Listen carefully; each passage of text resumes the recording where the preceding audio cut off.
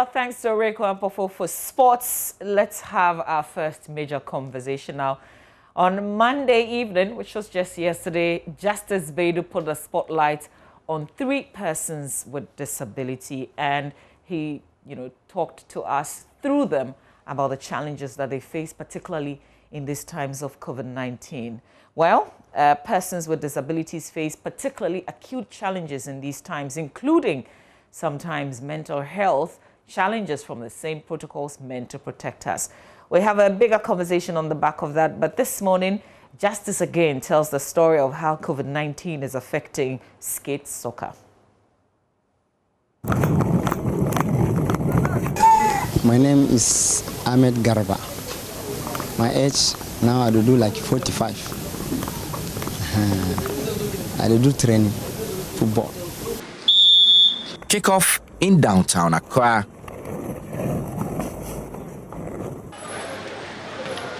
A rare space for happiness for some of the city's disabled people. Once every week, some of these amputees come here to play football. A lot of them have no homes. Many live rough on Accra's street with very little support. This is a lorry park right in the heart of Accra. The amputees here have no stadium where they can play their sport. And so once every week on Sundays when the busy Kantamanto market is not in session, they take advantage of its lorry park to play their sport. Many of them are people who suffered polio in childhood.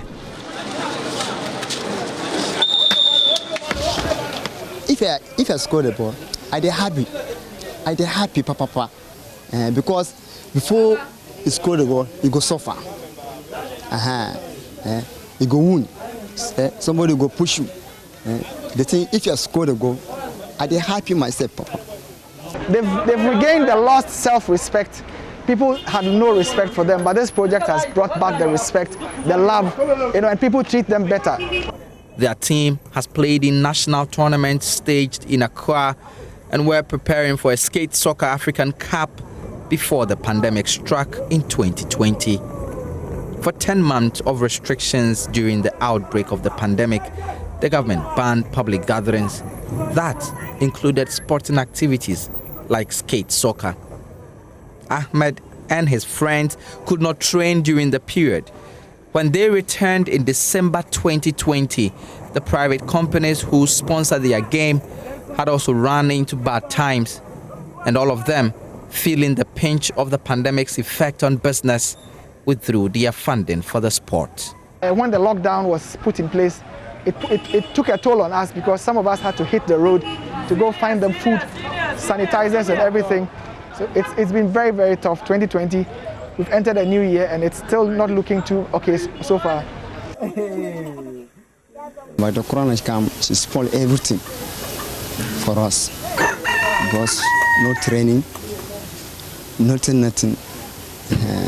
I get wife, I get children. Before the corona go, I suffer too much. But unless, thank God, because I didn't sick cry. But the one I would chop, I suffer before I get.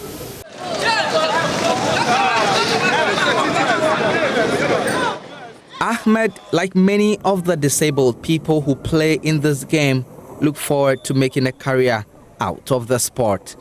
Everyone is looking forward to an end in sight to this pandemic. But for the disabled skate soccer players here, that end in sight cannot come early enough. Justice Baidu, JoyNews, Accra.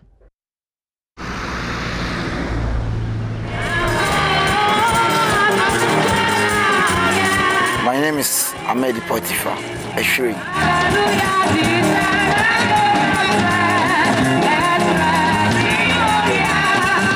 Potifa lives in the small town of Pokrum in Sabah in the eastern region.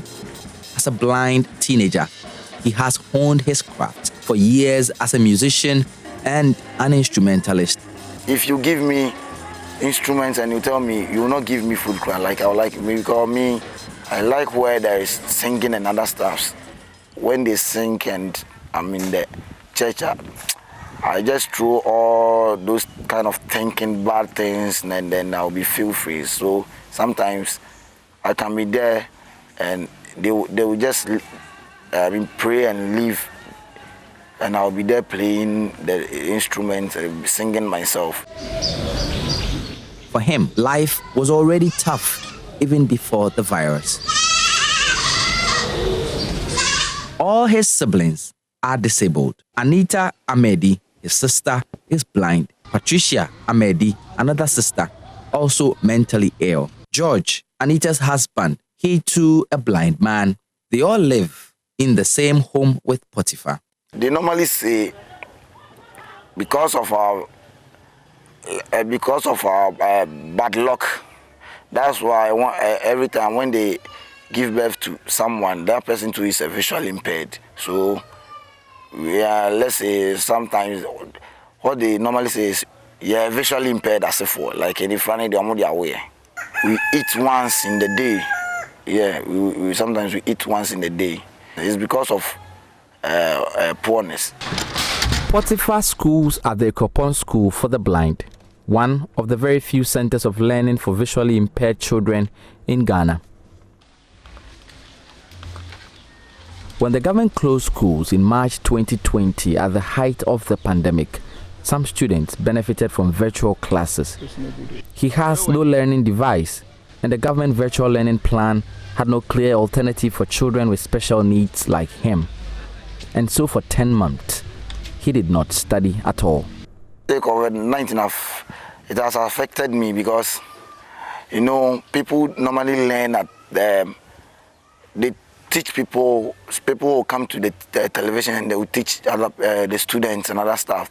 Me per se, I don't have lights, and I don't have a laptop too, so that's like if I have a laptop, I can just use my laptop to learn.